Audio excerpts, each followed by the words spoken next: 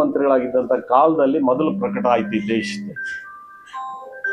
ಇದಕ್ಕೆ ಹಿನ್ನೆಲೆ 1949 November 26ರಲ್ಲಿ doctor Ambedkar ಅವರ ಅಧ್ಯಕ್ಷತೆಯಲ್ಲಿ ರಚನೆಯಾದಂಥ ಸಂವಿಧಾನವನ್ನು ದೇಶದಲ್ಲಿ ನಮಗೆ ನಾವೇ ಅರ್ಪಣೆಯನ್ನು ಮಾಡಿಕೊಂಡಂಥ ದಿನ ಇದು.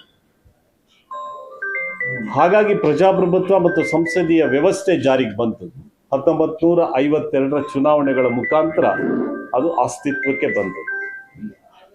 ಸೊ ದೇಶದಲ್ಲಿ 10 ಸಾರಿ ಇಂಟೆನ್ಸಿವ್ ರಿವಿಷನ್ ವೋಟರ್ ರೋಲ್ ಪ್ರಯತ್ನಗಳಾಗಿದ್ದಾವೆ. ಹೊಸದಾಗಿ ಮೋದಿಯವರು ಬಂದು ಪ್ರಯತ್ನ ಮಾಡಿರುವಂಥದ್ದಲ್ಲ ಇದು. ದೇಶದಲ್ಲಿ 10 ಸಾರಿ ಇಂಟೆನ್ಸಿವ್ ರಿವಿಷನ್ ವೋಟರ್ ರೋಲ್ಗೆ ಸಂಬಂಧಪಟ್ಟಾಗಿ 10 ಸಾರಿ ಆಗಿದ್ದಾವೆ. 2002ರವರೆಗೂ ಕೂಡ 2002ರಲ್ಲಿ ಪ್ರಾರಂಭ ಆಗಿ 2004ರವರೆಗೂ ಕೂಡ ಇಂಟೆನ್ಸಿವ್ ರಿವಿಷನ್ ನಡ್ಕೊಂಡು ಬಂದಿದೆ. ಈಗ ಇವರು ಹೊಸದಾಗದೇನೋ ಸ್ಪೆಷಲ್ ಅಂತ ಆ್ಯಡ್ ಮಾಡಿದ್ದಾರೆ ಅಷ್ಟೇ. ಮೊದಲೆಲ್ಲ ಇದ್ದಿದ್ದು ಇಂಟೆನ್ಸಿವ್ ರಿವಿಷನ್ ವೋಟರ್ ರೋಲ್ ಅಂತ. ಈಗ ಇವರು ಎಲೆಕ್ಷನ್ ಕಮಿಷನ್ ಅವರು NDA ಮಾರ್ಗದರ್ಶನದಲ್ಲಿ ಅದಕ್ಕೊಂದು ಸ್ಪೆಷಲ್ ಅಂತ ಆ್ಯಡ್ ಮಾಡಿದ್ದಾರೆ. ಎಲೆಕ್ಷನ್ ಕಮಿಷನ್ ಅವರು ಹೇಳಬೇಕು, ಇದು ಪ್ರತಿ 10 ವರ್ಷಕ್ಕೊಮ್ಮೆ ಮಾಡಲೇಬೇಕಾಗಿರುವಂಥ ಒಂದು ಪ್ರಕ್ರಿಯೆ. 2015-16ರಲ್ಲಿ ಮಾಡಬೇಕಾಗಿತ್ತು. ಯಾವುದು? ಇಂಟೆನ್ಸಿವ್ ರಿವಿಷನ್ ವೋಟರ್ ರೋಲ್ ಅನ್ನ ವಿಶೇಷ ಮತದಾರರ ಪರಿಷ್ಕರಣೆ ಏನಿತ್ತು ಅದನ್ನು 2015ರಲ್ಲಿ ಮಾಡಬೇಕಾಗಿತ್ತು. ಯಾಕೆ ಸೆಂಟ್ರಲ್ ಎಲೆಕ್ಷನ್ ಕಮಿಷನ್ ಅವರು ಮಾಡಲಿಲ್ಲ? ಹೇಳಬೇಕಲ್ಲ ಅವರು. ಕೇಂದ್ರ ಸರ್ಕಾರ ಯಾಕೆ ಮಾಡಲಿಲ್ಲ? ಮಾಡಬೇಕಾಗಿತ್ತು. ಇವತ್ತೇನೋ ಹೊಸದಾಗಿ ನಾವೇನೋ ಕಂಡಿಡಿದು ಬಿಟ್ಟಿದ್ದೇವೆ ಅನ್ನೋ ರೀತಿಯಲ್ಲಿ ಅವರುಗಳು ಮಾತಾಡ್ತಾ ಇದ್ದಾರೆ. ಇಂಟೆನ್ಸಿವ್ ರಿವಿಷನ್ಗೆ ಸಂಬಂಧಪಟ್ಟಾಗೆ ಭಾರತೀಯ ರಾಷ್ಟ್ರೀಯ ಕಾಂಗ್ರೆಸ್ ಪಕ್ಷ ವಿರೋಧ ಇಲ್ಲ. ಅದರ ಪ್ರಶ್ನೆ ಏನು ಅಂತ ಹೇಳಿದ್ರೆ, ನಮ್ಮಲ್ಲಿ 3 ಉದ್ದೇಶಗಳಿದ್ದಾವೆ. ಒಂದು, ಯಾರೆಲ್ಲ ಅರ್ಹ ಮತದಾರರಿದ್ದಾರೆ ಆ ಅರ್ಹ ಮತದಾರರು ಮತದಾರರ ಪಟ್ಟಿನಲ್ಲಿ ಅವರು ಪ್ರಕಟ ಆಗಬೇಕು. ಎಲೆಕ್ಷನ್ ಕಮಿಷನ್ ಅನ್ನ ವೆಬ್ಸೈಟ್ ಅಲ್ಲೂ ಕೂಡ ಅದು ನೋಂದಾಯಿಸಬೇಕು. ಒಂದು ರಾಜಕೀಯ ಪಕ್ಷವಾಗಿ, ಹೌದಪ್ಪ ರಾಜಕೀಯ ಪಕ್ಷ ಅಂತ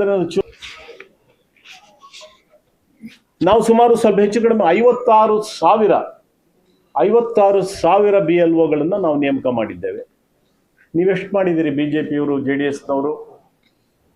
JDSನವ್ರದ್ದೆಲ್ಲ ಒಂದು 10,000ಕ್ಕೂ ದಾಟೋದಿಲ್ಲ. 10,000 15,000 ಒಳಗಡೆ ನೀವು BLOಗಳನ್ನು ಮಾಡಿದ್ದೀರಿ, BLAಗಳನ್ನ ನೀವು ನೇಮಕ ಮಾಡಿದ್ದೀರಿ. ಹಕ್ಕು ಮತ್ತು ಜವಾಬ್ದಾರಿ ಒಟ್ಟಿಗೆ ಹೋಗ್ತದೆ. ನೀವು ಬರೇ you making false allegation against Congress government and Congress. ಗೊತ್ತಾಯ್ತು, ನೀವು ಪಾಯಿಂಟ್ ಕ್ಯಾಚ್ ಮಾಡಿದೆ. ಇದು ಬೇರೆ ಬೇರೆ ಕಡೆನೂ ಇದು ಅಭಿಪ್ರಾಯ ಬಂದಿದೆ. ನೀವೇ ವಸ್ತುಸ್ಥಿತಿ ಹೇಳ್ತೀನಿ ನಿಮಗೆ. ಈಗ ಸ್ಲಮ್ಗಳಿಗೆ ಹೋಗ್ತಾರೆ, ಸ್ಲಮ್ಗಳಲ್ಲಿ ಅಲ್ಲಿ ಕೂತ್ಕೊಳ್ಳೋಕ್ಕೂ ಜಾಗ ಇರಲ್ಲ. ಚಿಕ್ಕದಾಗಿ ಮನೆ ಇರುತ್ತೆ, ಅಲ್ಲೊಂದು ಚೇರು ಕೂಡ ಇರೋದಿಲ್ಲ. ಎಲ್ಲ ಇಕ್ಕಟ್ಟಲ್ಲೇ ವಾಸ ಮಾಡ್ತಿರ್ತಾರೆ. ಅನೇಕ ಆ ಥರದ ಪ್ರದೇಶಗಳಿದ್ದಾವೆ. ಅವ್ರು ಏನು ಮಾಡ್ಬೇಕು? ಎಲ್ಲರೂ ಒಂದ್ ಕಡೆ ಕೂತ್ಕೋಬೇಕಲ್ಲ. ಎಲ್ಲಿ ಕೂತ್ಕೊಂಡ್ರು ಅವ್ರಿಗೆ ಮಾತ್ರನೇ ಬರೋದು, ಅವ್ರಿಗೆ ಮಾತ್ರನೇ ನೀವು ಅನರ್ಹರನ್ನ ಏನ್ ಸೇರ್ಸಕ್ಕಾಗಲ್ಲ. ಆಮೇಲೆ ಮೈಂಡಲ್ಲಿ ಇಟ್ಕೋಬೇಕು. 18 ವರ್ಷ ಮತದಾರರು, 18 ವರ್ಷದ ಮತದಾರರಿಗೆ ಪ್ರತಿ ವರ್ಷದ ಜನವರಿನಲ್ಲಿ ಸೇರಿಸ್ಕೊಳ್ಳೋಕೆ ಅವಕಾಶ ಇದೆ. ಈಗ ಎನಿಮರೇಷನ್ ಫಾರಂ ಅವ್ರಿಗೆ ಕೊಡ್ಲಿಕ್ಕೆ ಅವಕಾಶ ಇದೆ. ಅಂದ್ರೆ ಫಾರಂ 6 ಮತ್ತು 7, 8 ಉಪಯೋಗ ಮಾಡ್ಕೋಬೇಕು. 6, 8 ಉಪಯೋಗ ಮಾಡ್ಕೊಳ್ಬೇಕು. ಅದನ್ನು ಯಾರಂದ್ರೆ ಅವ್ರು ಕೊಡ್ಲಿಕ್ಕೆ ಆಗೋದಿಲ್ಲ. ಅವರು ಅದಕ್ಕೆ ಬೇಕಾದಂಥ ದಾಖಲೆಗಳನ್ನ ಕೊಟ್ಟರೆ ಮಾತ್ರ ಅವರು ಎಂಟ್ರ್ ಆಗ್ತಾರೆ ಅವರು. ಹಾಗಾಗಿ ಸುಮ್ಮನೆ ಅನಾವಶ್ಯಕವಾಗಿ ಅವರು ಕಾಂಗ್ರೆಸ್ನವರು ವಿರೋಧ ಮಾಡ್ತಿದ್ದಾರೆ ಅಂತೇಳಿ ಹೇಳ್ಕೊಂಡು ಬಂದ್ರು. ಎಲ್ಲ ದೇಶ ತುಂಬ ಅದನ್ನೇ ಹೇಳ್ಕೊಂಡು ಬರ್ತಿದ್ದಾರೆ. ಇಂಟೆನ್ಸಿವ್ ರಿವಿಷನ್ ಅನ್ನ ಪ್ರಾರಂಭ ಮಾಡಿದ್ದೆ ಪ್ರಜಾಪ್ರಭುತ್ವ ಮತ್ತು ಸಂಸದೀಯ ವ್ಯವಸ್ಥೆನ ಈ ದೇಶದಲ್ಲಿ ಯಾರಾದರೂ ಕೂಡ ಬಲಪಡಿಸಲಿಕ್ಕೆ ಬಹಳ ದೊಡ್ಡ ಅಡಿಪಾಯವನ್ನ ಯಾರಾದರೂ ಹಾಕೊಟ್ಟಿದ್ರೆ ಅದು ಪಂಡಿತ್ ಜವಾಹರ್ಲಾಲ್ ನೆಹರೂರವರು. ಹಾಗಾಗಿನೇ ಈ ದೇಶದಲ್ಲಿ ಇಷ್ಟು ದೊಡ್ಡ ಪ್ರಜಾಪ್ರಭುತ್ವ ರಾಷ್ಟ್ರ ಆಗ್ಲಿಕ್ಕೆ ಕಾರಣ ಆಗಿದೆ, ನಮ್ಮ ಸಂವಿಧಾನ ಕಾರಣ ಆಗಿದೆ. ಥ್ಯಾಂಕ್ ಯು ಸ್ನೇಹಿತರೆ. ನಮಸ್ಕಾರ ಎಲ್ಲರಿಗೂ. ನಮಸ್ಕಾರ. ಏನಾದ್ರು ಕ್ಲಾರಿಫಿಕೇಶನ್ಸ್ ಇದ್ರೆ ಕೊನೆಯಲ್ಲಿ ಕೇಳಿ ದಯಮಾಡಿ. ಕೊನೆಯಲ್ಲಿ ಕೇಳಿ ಸ್ನೇಹಿತರೆ. ಮುಳುಬಾಗಲು ಮತ್ತು ಕೋಲಾರ ಜಿಲ್ಲೆ ಅಂತ ಹೇಳಿದ್ರೆ ಮುಳುಬಾಗಲು ಒಂದು ವಿಶೇಷವಾದಂಥ ಪ್ರದೇಶ ಇದೆ. ಮುಳುಬಾಗಲ್ ಬಂದಾಗ ನಾವು ನೆನಪು ಮಾಡ್ಕೊಳ್ಳೇಬೇಕಾಗಿರುವಂಥವ್ರು DVG ಅವರು. ಇದು ಕರ್ನಾಟಕದ ಮೂಡಲ ಬಾಗಿಲು ಕೂಡ.